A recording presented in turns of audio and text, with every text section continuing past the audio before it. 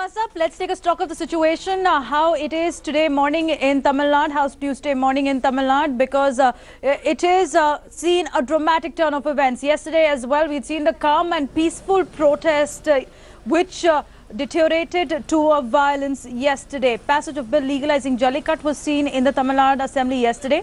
It's expected to, though, pacify most protesters, bringing an end to violence, but there are still those who are camped at Marina Beach. The protest worsened at Marina Beach yesterday when cops attempted to disperse them, and soon there was a violence that was reported in different parts of Tamil Nadu as well. First up, the reaction of the Tamil Nadu Chief Minister. இந்த அவசர சட்டம் பிறப்பிக்கப்பட்டதின் காரணமாக ஜல்லிக்கட்டு நடத்தப்படுவதற்கான அனைத்து தடைகளும் நீக்கப்பட்டன. ஜனவரி மாதம் முதல் மே மாதம் வரை பல்வேறு இடங்களில் அந்தந்த ஊர் மக்களால் நடத்தப்படுவதாகும். ஜல்லிக்கட்டு நிகழ்வுக்கு 21/1/2017 முதல் நடத்துவதற்கு எந்தவித தடையும் இல்லை. Let's go across directly to my colleague Ashish, who is getting the latest this morning. So Ashish, how's Tuesday morning looking in Tamil Nadu?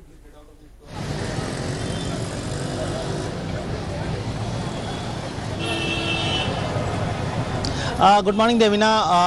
We are at Mylapore area of Chennai, and today we can say the city is almost peaceful. No untoward incident has been reported so far.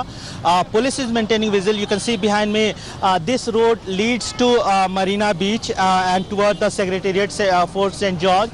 And now police has barricaded all these entry point toward Marina.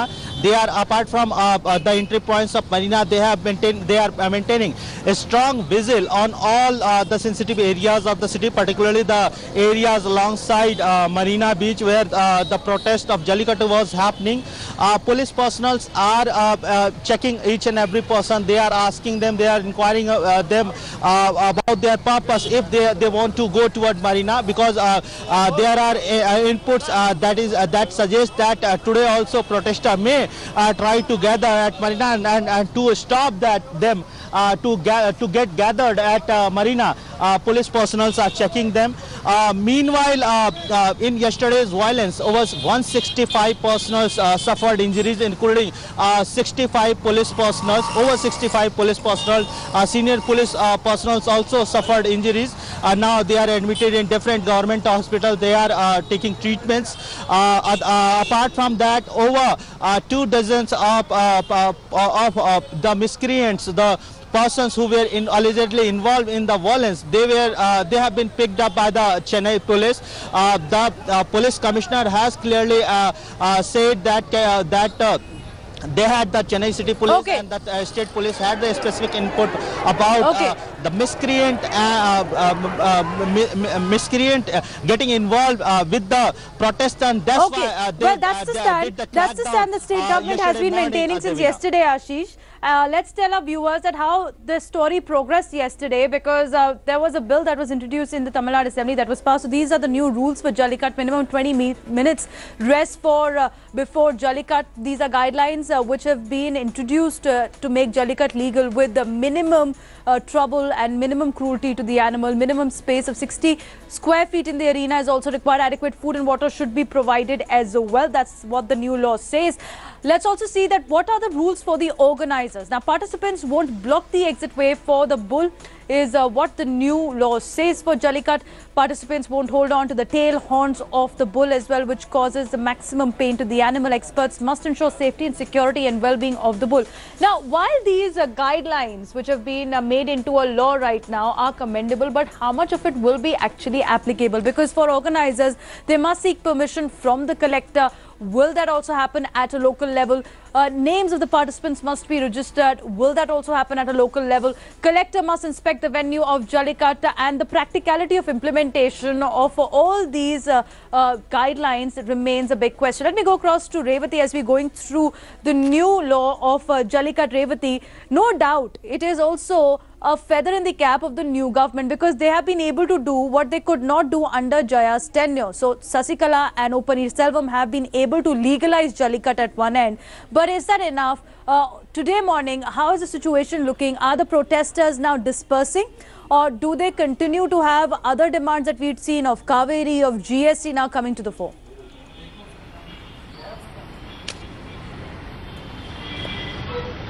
Well, Divina, as far as Madurai is concerned, you can see behind me traffic is normal, schools and colleges are open and people are back to work.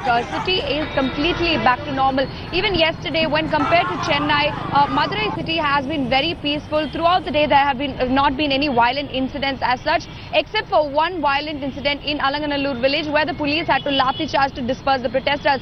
Now, what is the difference between how police managed to disperse the protesters in Madurai and in Chennai was that the police in Madurai waited till evening 6 o'clock until the bill was passed and then announced through the mic what exactly the ordinance said, what are its limitations, what it means at the moment after it was passed, what does the law say, and spoke for about 4 hours standing right there in front of the protesters, trying to convince them, explaining to them and also even congratulating them about how peaceful their protests have been. So police waited patiently even though they had orders to evict the protesters by around 5 p.m. It was only around 8:30 9 p.m. that the police actually evicted the protesters. So even the rail roko agitation which went on for 5 days, even those protesters were evicted without any violent means. For about 2 hours police convinced them and they dispersed by themselves. So this was the way in which the police managed to disperse protesters in Madurai as compared to Chennai, which perhaps explains what was needed in terms of the protesters' demands, because the locals on the ground have been telling me in the last few days that there has been a communication gap. Even when you say an ordinance is passed, what does this ordinance say? What are the contents of this ordinance? What are the limitations? Do we know whether after 6 months it will be challenged, it will be banned, and do we have to come out and protest again? That was the kind of fear that was amongst them, more than a demand for a permanent solution, Devina. So in Madurai, it has been very peaceful yesterday except for the one incident in Alanganallur village, and in the city also every protester has been asked to move out, and within 5 minutes after the protesters dispersed, all roads were open and traffic is back to normal. But Revati, here is the point. Here is the point, as you and Ashish are getting us the reports of normalizing situation in Tamil Nadu and various parts. Now there is also the video that's going around, which has been going viral. We cannot vouch for the authenticity of the video, but actor Kamal Hassan took to Twitter seeking an explanation of how there's an act of arson caught on camera where a shocking video has gone viral in which an alleged policeman can be seen in indulging in vandalism. Now, this is the video which is on air. The entire act of arson has been caught on camera, showing a man dressed as cop walking up to an auto rickshaw and allegedly setting it on fire.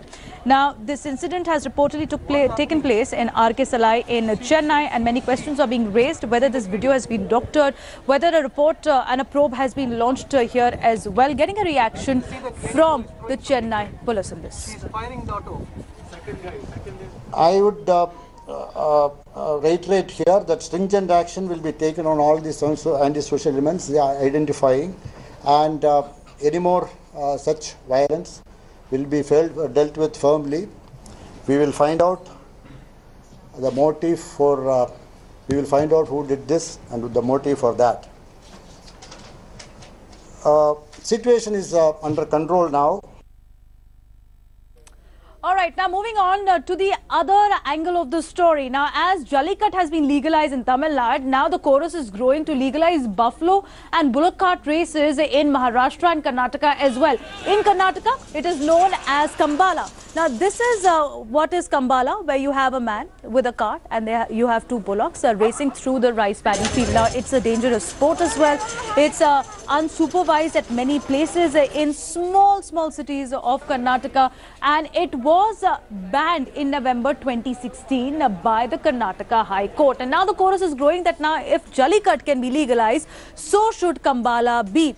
Now, chorus is it grows to legalize buffalo race in Karnataka. Let's take our viewers through how the Karnataka High Court had banned it in November 2016, and following which Kambala, which is this buffalo race, PETA had said that it's cruelty to animals, and that's why this case is languishing in the court. January 30th is when it's coming up for hearing next. Let me go across to my colleague Nolan as well, and before that a reaction coming in. We have decided to conduct a protest and victory. If government, the court give the permission, we are going to celebrate the victory. If not, we are going to agitate and protest to save Kambala. It is the culture of this Tamil Nadu. Kambala is not the buffalo race. Kambala is not only the buffalo race, it is a part of the Kambala, that's all. So So Nolan, first take us through what exactly is Kambala, and are we also seeing a similar movement of citizens that we witnessed in Tamil Nadu now in Karnataka? Well, Devina, Kambala has been practiced and played here for centuries in Karnataka, especially in the coastal parts. We're talking about Mangaluru, Udupi, Kundapur, Mudbidri, the coastal areas of Karnataka, including Karwar. Now, it's mostly in the rural areas. This is what they do from the months of November, December, January, February, and it ends in March. And like you clearly mentioned, it's a bullock race, a buffalo race over there in the wet paddy fields. So many of the people actually say when compared to Jallikattu, Kambala is actually very, very safe. There's no cruelty. There have been no deaths reported, few injuries. That's it at maximum. Now what's happening over here, taking cue of what's happening over there in Chennai, how they came out in revolt, how they protested in order to save something which is part of their culture. Sandalwood stars yesterday and day before yesterday actually started saying that we need to safeguard our tradition. This is basically Tulu culture. Then we've seen now organizers of Kambala now clearly stating, they held a meeting yesterday saying that the case is due, the next hearing is due on the 30th of January. On the 28th of January, they are going to host a massive Kambala function. So will a Jallikattu-like agitation will be there for Kambala as well? We'll have to wait and watch. Nolan, thanks for joining us. Also getting news from Maharashtra where there is a Shiv Sena upping the ante as well. Now, looking at the Jallikattu movement where the sport has been legalized, now Shiv Sena demands to lift the ban on bullock cart racing in Maharashtra. Sena MP said that bullock cart racing holds the same significance in Maharashtra as Jallikattu does in Tamil Nadu.